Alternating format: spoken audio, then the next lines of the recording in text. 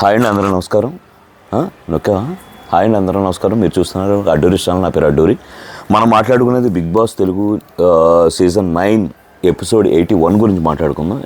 నిన్న చూస్తే already previous సీజన్స్లో ఎవరైతే ఆడారో వాళ్ళందరూ కూడా కంటెండర్షిప్కి పోటీ పడడానికి వస్తున్నారు. అయితే ఈ ఎపిసోడ్కి సంబంధించి వచ్చింది ఎవరంటే దేంతేడి ఒకటి హారిక వచ్చారు, తర్వాత మానస్ వచ్చాడు, అలాగే ప్రేరణ వచ్చిందని చెప్పాలి. ఫస్ట్ ప్రేరణ వచ్చి మన తనుజని ఎంచుకుంది. ఆ గేమ్లో అయితే మాత్రం జస్ట్ ఫ్రాక్షన్ ఆఫ్ సెకండ్స్లో పోయిందని చెప్పాలి. ప్రేరణ విన్ అయింది. బట్ చాలా కష్టపడింది తనుజ అని చెప్పాలి, చాలా బాగా ఆడింది. అలాగే నెక్స్ట్ వచ్చేసరి దేత్తడి వచ్చింది. దేత్తడి కూడా మన సుమన్ శెట్టి గారిని కోరుకుంది. గేమ్ అయితే మాత్రం చాలా బాగా ఆడారు సుమన్ శెట్టి గారు కంపారిటివ్లీ చూసుకుంటే. బట్ ఒకటే విషయం ఏంటంటే అక్కడ బ్యాలెన్స్ అనేది చాలా టఫెస్ట్, ఎందుకంటే ఇద్దరూ పెట్టలేదు. కానీ లాస్ట్కి బిగ్ బాస్ చాలా లైవ్లో చూసినప్పుడు అయితే చాలా ప్రొలాంగ్ అయిపోతుంది అది. సో అందుకని చెప్పి అది ఒక దగ్గర స్టాప్ చేసి ఆ టైం వరకు ఎవరైతే హైట్ ఉందో అక్కడ వరకు అయితే బ్యాలెన్సింగ్ బాల్స్ పైన చిన్న రౌండ్గా ఉండేవి ఒకటి పెట్టారు. అది ఒకటి దాని మీద ఒకటి పేర్చుకుంటే వెళ్ళాలి.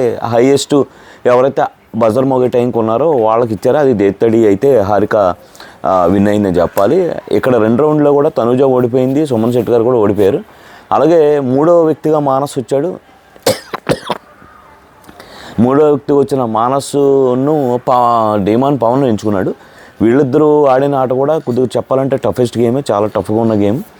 బాల్ని ఏదైతే హడిల్స్ అన్ని కంప్లీట్ చేసిందో బాల్స్ని, రెడ్ అండ్ బ్లూ బాల్స్ని దానికి గట్టిగా కొట్టి అక్కడున్న ఫ్రేమ్కి అతికేలా చేయాలి. ఆ గేమ్లో డిమాండ్ పవన్ చాలా బాగా ఆడి విన్ అయ్యి కంటెండర్షిప్కి అయితే మొత్తానికి ఎవరు ఆపలేరు. ఇప్పటివరకైతే ఏదో రకంగా ఆగిపోవాలి, త్యాగం చేయాల్సి వచ్చింది. బట్ ఈ రౌండ్లో మాత్రం ఈ వీక్ మాత్రం కంటెండర్షిప్కి డిమాండ్ పవన్ సెలెక్ట్ అయ్యాడని చెప్పాలి.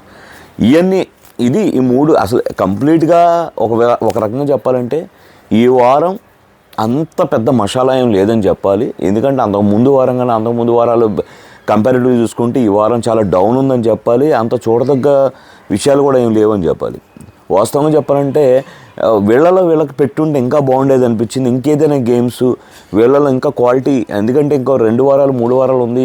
2-3 వారాలకు సంబంధించి ఇంకా టఫ్గా రావాలంటే వీళ్ళకి పెట్టుంటే ఇంకా చాలా బాగా ఉండేది, ఇంకా బాగుండేది అనిపించింది. వాళ్ళ నుండి బయటికి స్టఫ్ వచ్చేయడానికి అవకాశం ఎక్కువ ఉండేదని నా ఫీలింగ్. కాకపోతే ఇది ఉన్నంతలో చూడదగ్గేది అంటే ఈ ముగ్గురులో కూడా బాగా గేమ్ ఆడింది ఎవరంటే ప్రేరణ రౌండ్ బాగా ఆడారు తనుజ, అలాగే డిమాండ్ పవన్ కూడా చాలా బాగుందని చెప్పాలి, చాలా బాగా ఆడారు. అయితే ఇంకోటి ఈ మధ్యలో చిన్న కాన్వర్సేషను దివ్యకి భరణి గారికి జరిగింది. అయితే భరణి గారికి సంబంధించి ఎందుకో మన నాగబాబు గారు వచ్చి వెళ్ళిన తర్వాత ఇన్పుట్స్ ఇచ్చి వెళ్ళిన తర్వాత భరణి బాడీ లాంగ్వేజ్లో అవ్వచ్చు, అలాగే తను మాట్లాడే విధానంలో చాలా చేంజెస్ వచ్చాయని చెప్పాలి. అంటే ఒక వ్యక్తి ఇప్పుడు ఆయన చెప్పింది ఏంటంటే ఎవరైతే నీ మీద అరిసి మాట్లాడతావు అనుకుంటారో, లేకపోతే నీ మీద ఇదవుతారో వాళ్ళకి నువ్వు గట్టిగా సమానం చెప్పంటే ఆయన హౌస్ మొత్తాన్ని ఉద్దేశించి చెప్పారని అర్థం. కానీ ఈయన కంప్లీట్గా దివ్య గురించి చెప్పారేమో అనుకున్నారనేది అక్కడ అర్థమవుతుంది. ఎందుకంటే ఆయన వెళ్ళిపోయిన తర్వాత మనం చూస్తుంటే ప్రతి విషయంలో దివ్యాని టార్గెట్ చేసి దివ్య ఏదైనా మాట్లాడితే సరదాగా మాట్లాడినా కూడా ఈయన సీరియస్గా తీసుకొని వార్నింగ్లు ఇవ్వడం, పెద్దగా వార్నింగ్లు ఇవ్వడం అనేది ప్రతిరోజు ఏదో ఒక వార్నింగ్ ఇస్తున్నాడు ఆయన వితౌట్ ఎనీ రీజన్. ఈరోజు కూడా ఈయన మాత్రం దివ్య మీద అనేకమైన జోకులు వేస్తున్నాడు. అమ్మాయికి మోకాలు నొప్పులు వస్తున్నాయని చెప్పి కుంటుతూ నడిచి ఎంత కామెడీ చేశాడో మీరు చూసుంటారు, నేను చూసా లైవ్లో. దాన్ని ఆమె చాలా నవ్వుతూ తీసుకుంది. అరే సరదాగా చేస్తున్నారు ఏముందులే అని చెప్పి.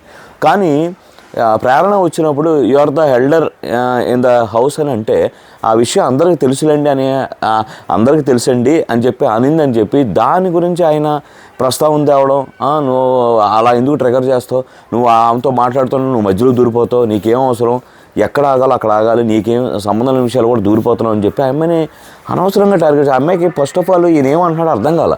అదేంటి జోక్గానే కదా, మీరు నన్ను ఎలా జోకేశాను, నేను ఎలా జోకేశాను, మీరు నా మీద వేసినప్పుడు నేను తీసుకుంటున్నాను, బట్ మీరెందుకు తీసుకోవట్లేదు, నేను జోకే వేసానండి, మిమ్మల్ని సీరియస్గా ఉంటే మీరు అంత ఫీల్ అవుతారనుకుంటే నేను ఆ మాట అనేదాన్ని కాదు అని చెప్పి అన్నా సరే చెప్పడం ఏముంది, నువ్వు అలా అంటే అలా మాట్లాడతావేంటి, ఆయన వాయిస్ రేజ్ చేస్తావేంటి అని ఇష్టం వచ్చినట్టు అక్కడ హౌస్లో ఆ అమ్మాయి వాయిస్ రేజ్ చేసి మాట్లాడింది కూడా లేదు. అయినా సరే ఆ విషయాలే లేపి అదే పాత చింతకే పచ్చట రీజన్ మాట్లాడడం ఇదేమన్నా నామినేషన్సా? నాకు తెలిసి ఈ వారం కూడా నాకు తెలిసి అవకాశం వస్తే వచ్చే మండే ఖచ్చితంగా దివ్యాన్ని నామినేట్ చేస్తారు ఒకవేళ ఆ అమ్మాయి హౌస్లో ఉన్నట్లయితే. ఎందుకంటే భరణి గారు చేసే ప్రవర్తన కూడా ఇంకోటి మళ్ళీ లోపలికి అంతా అయిపోయిన తర్వాత బాత్రూమ్కి వెళ్ళి వచ్చేటప్పుడు అక్కడ అమ్మాయి కూర్చొని వేరే వాళ్ళతో మాట్లాడుతుంటే దివ్య సారీ అనవసరంగా అన్నాను, నేను అని ఉండకూడదు అని వెటకారంగానే సారీ చెప్పి మళ్ళీ అమ్మాయి ఏంటి ఎందుకలాగా ఫీల్ అవుతున్నారు, ఇప్పుడు నేనేం అనలేదు కదా అని అంటే ఏంటి సారీ అంటే నీకు ఎలా చెప్పాలి, యో అని చెప్పాలా అని చెప్పి బాడీ విచిత్రంగా పెట్టి ఇలాంటి చిన్నులు చేయడం ఏదైతే ఉందో భరణి ఆ ఏజ్కి నీ ప్రాణం వచ్చి ఎల్డర్ అనే దానికి అర్థం లేకుండా పోయింది. నీకు వాళ్ళు వచ్చి వెళ్ళిన తర్వాత ఎవరైతే నీ వెల్ విషర్స్ వచ్చి నీకు చెప్పిన తర్వాత నీ బ్రెయిన్ దొబ్బిందేమో అనేది నా ఫీలింగ్. నిజంగా నీ బ్రెయిన్ పోయింది అనిపిస్తుంది నాకు. బిహేవ్ చేయి, బిహేవియర్ సెన్స్ ఉండేలాగా బిహేవ్ చేస్తే మంచిది. నీ ఏజ్కి తగ్గ ఇప్పటివరకు రెస్పెక్ట్ ఉండేది నీ మీద, నువ్వంటే మోస్ట్ రెస్పెక్ట్ నాకైతే మాత్రం, ఎవరు చూసే వ్యూవర్స్ కూడా. నువ్వు ఇప్పుడు చేసే ప్రతి పని చూస్తుంటే అది ఏం ఆలోచిస్తున్నావు, వాళ్ళు ఏం చెప్పారు, నువ్వేం తీసుకున్నావు, ఏం టార్గెట్ చేస్తున్నావు అర్థం లేకుండా పోయింది అనేది నాకైతే అనిపించిన విషయం. మీకు కూడా ఏమనిపించింది అనేది కామెంట్ రూపంలో తప్పకుండా తెలియజేస్తారనుకుంటున్నాను. అలాగే ఇంకోటి కూడా ఆయన లేని ఎంటర్టైన్మెంట్ని క్రియేట్ చేద్దాం చూస్తున్నారు. జనాలు కూడా చూసే అంత ఓపిక అయితే లేదు. మీరు ఎలా బిహేవ్ చేస్తున్నారు ఇప్పటివరకు అలా బిహేవ్ చేసుకోవడం బెటర్. ఇప్పుడు వరకు ఇన్ని వారాలుగా లేని బిహేవియర్ని ఉన్నట్టుండి బలవంతంగా చొప్పించడం అంత అవసరం లేదనేది నా ఫీలింగ్. ఆయన వచ్చి ఇలాగ డ్యాన్స్ చేయడం, ఇమాన్యుల్తో వాళ్ళందరితో కెమెరా ముందు ఇలాగా డ్యాన్స్ చేయడం, పిచ్చి డ్యాన్స్ చేయడం, ఇవన్నీ చిన్నులు చూస్తే ఏజ్కి తగ్గ పనులు చేస్తే బెటర్. అంటే నువ్వు బై నేచర్ ఫస్ట్ నుంచి అలా ఉంటే ఎవరు పెద్ద అనిపించరు. కానీ సడన్గా ఒక లేని ఎంటర్టైన్మెంట్ని క్రియేట్ చేసుకొని లేని దాన్ని క్రియేట్ చేసి మరీ ఎంటర్టైన్ చేయాలనుకుంటే జనాలు దాన్ని ఎబ్బెట్టుగా ఫీల్ అవుతారనేది నా ఫీలింగ్. నిన్న జరిగిన ఎపిసోడ్లో కంప్లీట్గా అయితే భరణి గారు దివ్య గారి విషయంలో చేసింది అవ్వచ్చు, అలాగే ఆయన సడన్గా ఆయన అరువు తెచ్చుకున్న బాడీ లాంగ్వేజ్లో అవ్వచ్చు, అరువు తెచ్చుకున్న మాట తీరులు అవ్వచ్చు, అరువు తెచ్చుకున్న లేని కోపాలను అవ్వచ్చు, ఇవన్నీ waste of time. Focus on your game వచ్చింది అనవసరం చెడగొట్టుకొని మీరు కంటెంటర్షిప్లో బయటకు పోయిందని అవి చేయండి. ఇవన్నీ కాదు, మిమ్మల్ని చేయమనేది ఎక్కడైతే చేయాలో అక్కడ వర్కౌట్ చేయకుండా ఎంతసేపు అక్కడ నొప్పి ఎక్కడ నొప్పి అనడం సరిపోతుంది తప్ప కంటెంటర్షిప్ ఇప్పుడు వచ్చి కెప్టెన్ అవ్వాలా మీరు.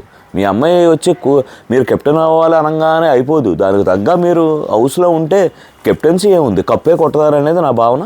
బిహేవియర్ అయితే మాత్రం టోటల్ చేంజ్ అయింది అని అయితే నేను చెప్పగలను. నిన్న ఎపిసోడ్లో మొత్తాలు చెప్పుకుంటే ఇదైతే నేను గమనించిన నా అనాలిసిస్ అయితే మాత్రం భరణి గారి మాట తీరు బాడీ లాంగ్వేజ్కి సంబంధించి అయితే మాత్రం వరస్ట్గా ఉంది అనేది నా ఫీలింగ్.